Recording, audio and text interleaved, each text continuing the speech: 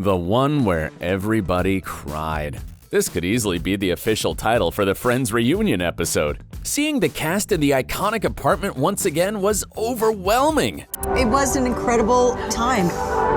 We became best friends.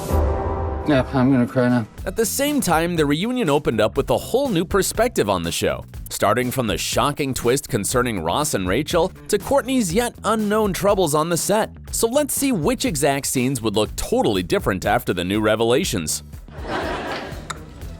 Finally, we know the sacred truth. We were on a break! Yes, Ross and Rachel were on a break. Can you believe that even Jen validated this point of view?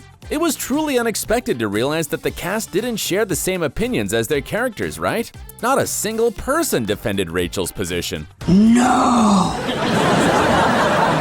I know! But this wasn't the biggest news to hit Friends fans around the globe. Turns out that this wasn't acting. Could we be any happier?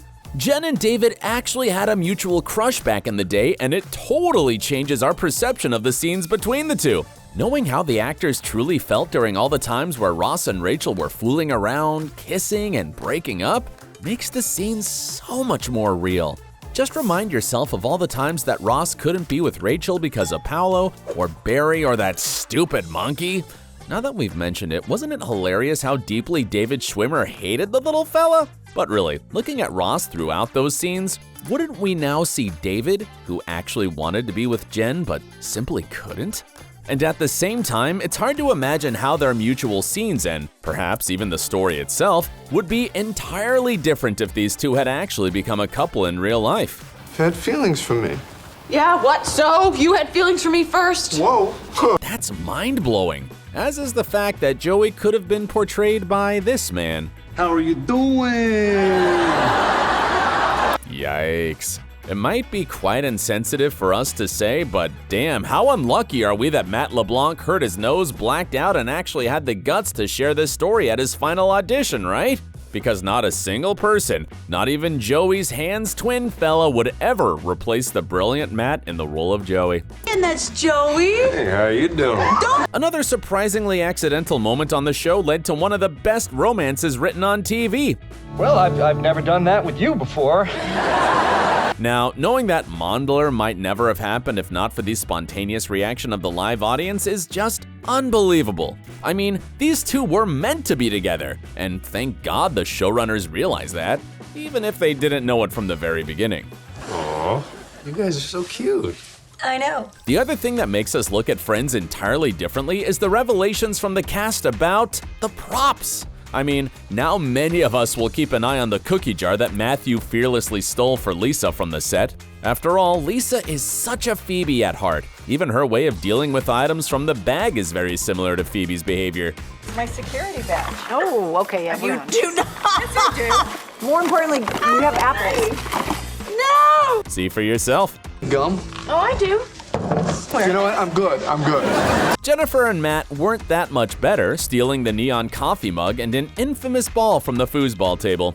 The cast basically introduced a new challenge for fans. Rewatch the series and find every little thing that the cast stole from the set. Well, you know what?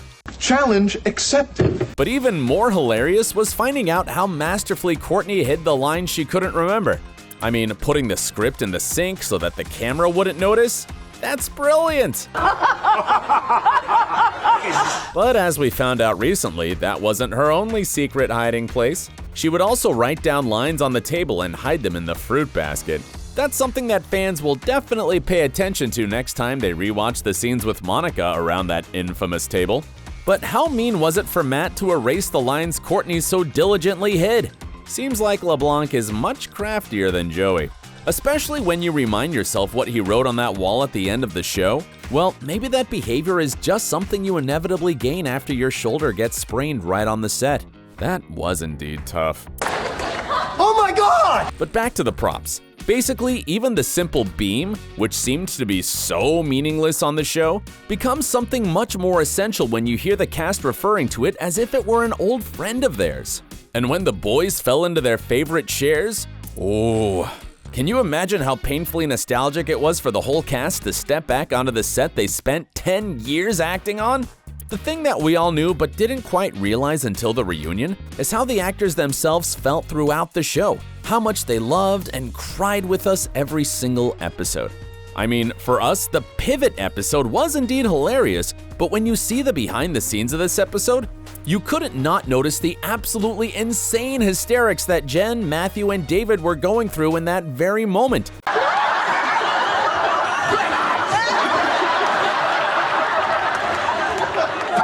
The cast was truly having a blast throughout filming, and seeing them reminiscing about the craziest times of their 20s is something really meaningful.